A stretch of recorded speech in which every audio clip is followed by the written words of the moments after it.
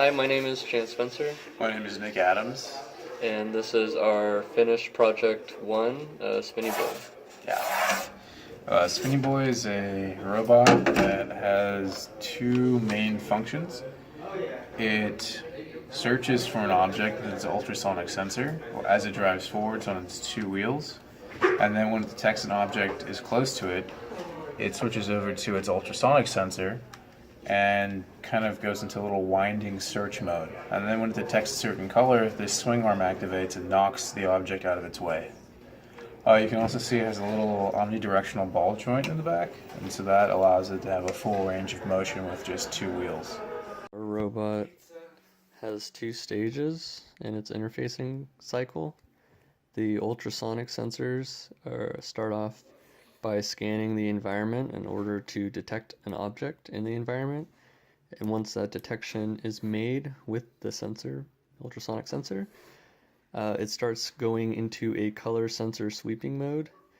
And in this second stage, then if it detects a color via that sensor, it reacts appropriately, either swinging to the left or to the right, depending on whether the ball is blue or red.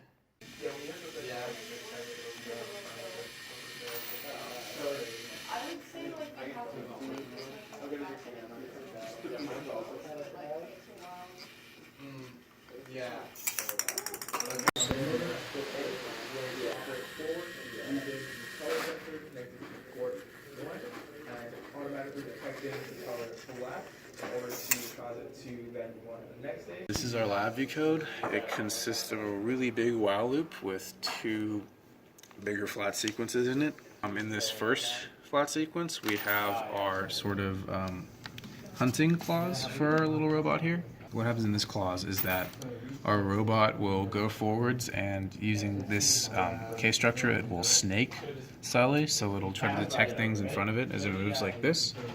And all that time, the ultrasonic sensor is reading distances, and as soon as the distance is less than 10 centimeters, this becomes true, and the motors both stop, and we would move on to this flat sequence. All the while this is happening, though, we are recording the time as well as the distance in two arrays, and we're piping that out to a XY graph. So we have our second part of our LabVIEW code here. This is once an object has been detected in front of the robot. This whole flat sequence here is the robot scanning for color.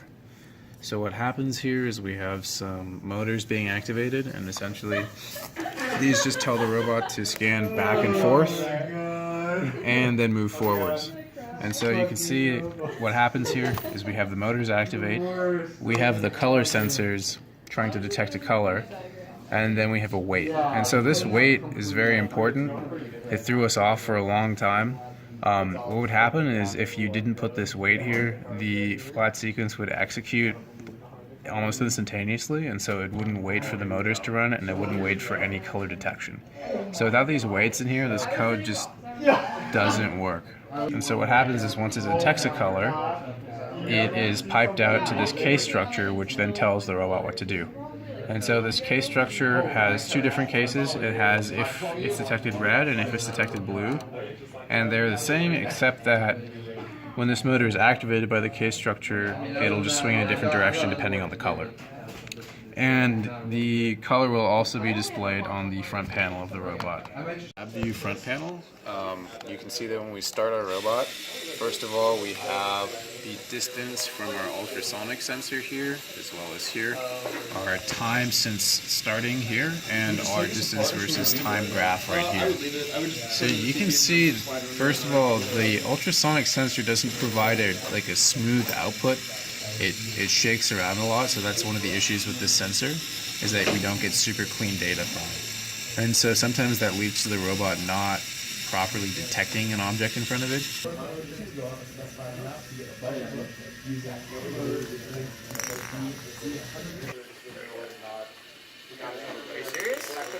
So you can see as we get closer to this very large flat object, it does tend to get lower, but it also significantly changes still. So when we get close, you can see that we move on to something else. Now our robot is in its search and detect phase, and it's looking for color. So if we were to put a colored object in front of our color sensor, one of these three detect colors would show up with an actual color. And so we get black all the time. That's just a false positive. We get white too sometimes. But if I hold this blue ball in front of our color sensor, we should see that one of these detects blue. And it did. And now we are back to the start. So we reset it by holding something close to our ultrasonic sensor. We're back in our color detect phase. And if I put the red ball in front of it, one of these should detect red. And detection 2 detected red. We can keep doing this all day, but stops, color, detected.